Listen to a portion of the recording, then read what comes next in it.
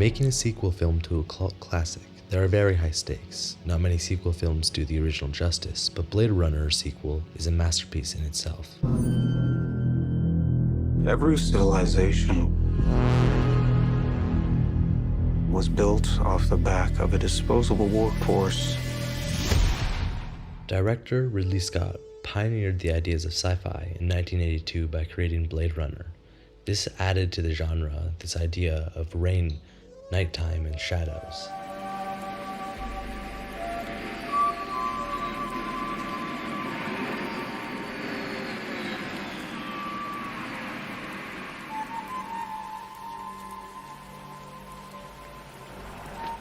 Using rain during nighttime shots has been a very common thing within cinema. It is used to create highlights and different light sources on asphalt, which is usually a dark void at nighttime. In Blade Runner, it is said to be used to extend the sets since they were very small. The world of sci-fi that was built in the years past, particularly the 60s to late 70s, had a bright quality to them, particularly white walls and white rooms. Very good examples of this are movies like George Lucas's THX 1138, along with Clockwork Orange and 2001 Space Odyssey, all using the same ideas with white walls, white rooms, and other things like that.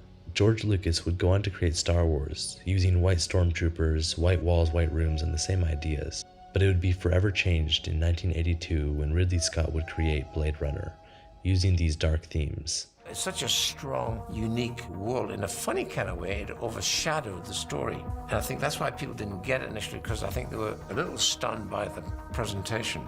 It was always raining, it was always dark. You say, why is it always raining when it's dark? Because I wanted it to be that way, okay? The more atmospheric style of filmmaking would forever change the genre of sci-fi, influencing the creations of The Terminator and The Matrix. The use of atmosphere and slower pace was greatly influenced by the classic noir film styles and techniques. Neo-noir would be created from Blade Runner becoming a cult classic, even though it had a rough release, only making a few $1 million. In 2016, when Ridley Scott was working on the Alien sequel Covenant, the idea had been put into works for a new Blade Runner, but Ridley Scott passed the role of director to Denis Villeneuve and became a producer because he didn't want to delay the release of Blade Runner while he worked on Covenant. This would be Denis Villeneuve's first time making a sequel film, and there was a lot of pressure to make a masterpiece. Well, I think he was terrified, and I think that kind of made me feel even more terrified. I mean, it was one of those sort of things, though, you can't say no to sort of the opportunity. You know what I mean? And having worked with Denis twice, you know, and had a really good relationship with him, and we have a very similar sort of sensibility, and we kind of like to work in a similar way. We consider, you know, the script and how each scene's going to be translated quite a lot. You know, we spend a lot of time in prep just talking things through. And so I really like that process. I think, especially on a film like that, the prep is so important. And then gradually we started storyboarding, getting more and more specific about different scenes. He got Roger Deakins to be the cinematographer since they had worked together before. Blade Runner was something I couldn't say no to. In the planning for the new Blade Runner, there were lots of conversations about how to keep the story accurate to the original, but still make a unique and new film. To honor the first movie, Ridley's work, but at the same time to make our own movie coming out of this universe. This is how Roger Deakins updated and adapted the cinematography of Blade Runner to Blade Runner 2049. The world is built on a wall that separates kind. Tell either side there's no wall, you bought a war. When looking at the two films side by side, the biggest difference is the lighting. To what extent did the original inform your decisions of what the overall film would look like? I think, in all honesty, not much.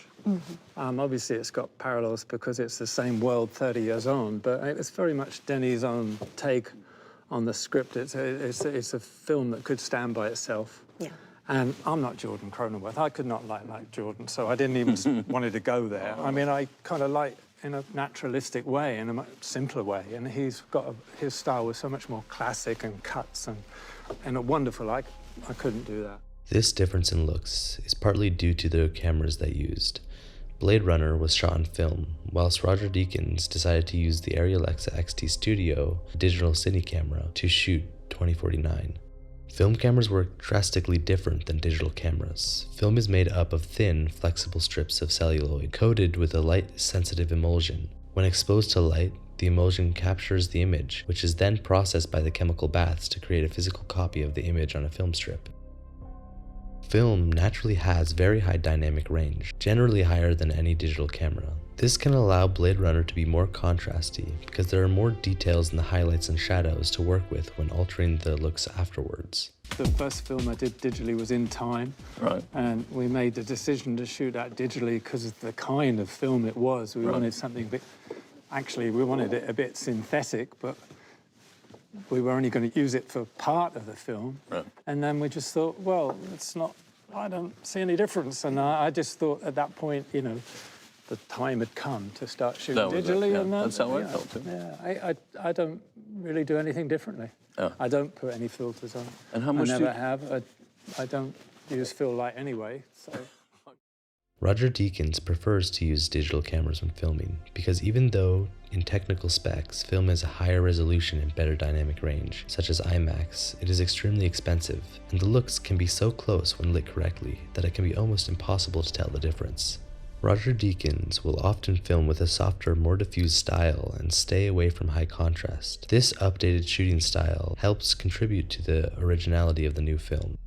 Roger Deakins always prefers to do everything in camera, whether it's futuristic LA drone shots or the densely populated nightlife of LA. I do it in camera as much as I can. Gotcha. Although, you know, they say obviously there's more latitude and stuff, but I like, you know, in Blade Runner, we did all the colors in camera. Everything's actually on the digital negative, you know. The decision that came early in the film process is that we will use as less green screen as possible, that we will use as much practical sets as possible and real vehicles as much as possible. Basically, it was for my own mental sanity. I hate green screens. I'm not comfortable with that color. I'm not comfortable with what it means to work in a virtual world. I need tangible things. I need real objects. I need real props. I need real environments, because those environments will trigger ideas, will trigger shots, will inspire cinema. Denis Villeneuve and Roger Deakins agreed that everything that can be in camera should.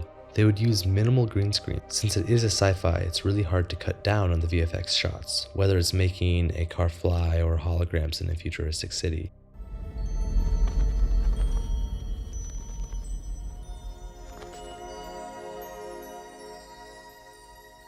Do you like our owl? It's artificial? Of course it is. Must be expensive. Very. I'm Rachel. Deckard. It seems you feel our work is not a benefit to the public. Replicants are like any other machine. They're either a benefit or a hazard. If they're a benefit, it's not my problem.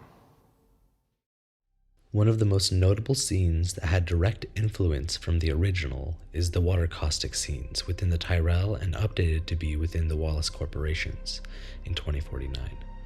Roger Deakins used many bright lights pointed down at the pools of water. These lights would create water caustics on the wall. Started all that time ago in Montreal discussing the whole kind of concept. And then so there's this one character that Jared Leto plays.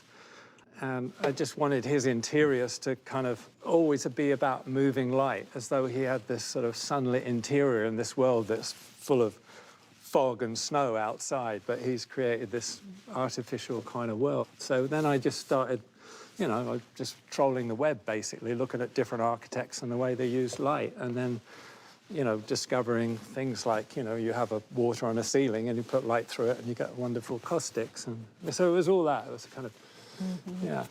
Roger Deakins says on his website, "The water was lit with 10K Fresnel lamps. There were 2 per side, making 8 in all. It was a very tricky rig because it had to be quite high, so as not to be in the shot, and the lamps had to have the right angle to reflect and spill across the wall as they do. I was originally expecting that I could do this effect without lighting the water as much. The bottom of the pool had been painted black, so in my naive, I thought it would be quite dark. Consequently, I asked my gaffer, Billy O'Leary, to construct long barn door extenders so that the patterns of light on the water would be pleasing symmetrical shapes, and the light from the 2 lamps would merge together. As beautiful as the spectacle of having water caustics covering the walls, it is not enough light to light the subjects, so an additional 200 lights were rigged up above the center.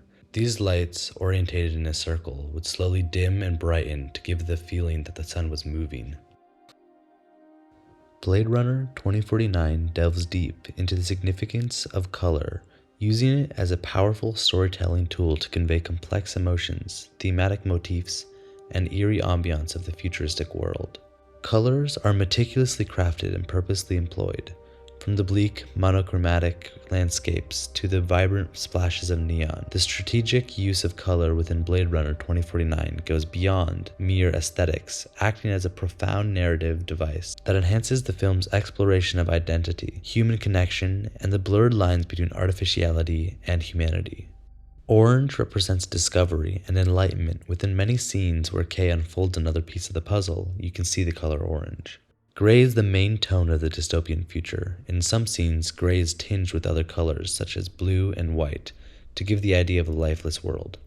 Pure white represents the girl child, or the truth and peace within the answer.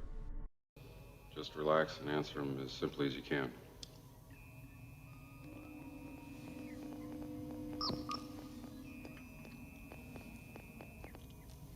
It's your birthday. Someone gives you a calfskin wallet. I wouldn't accept it. Also, I'd report the person who gave it to me to the police. You've got a little boy. He shows you his butterfly collection, plus the killing jar.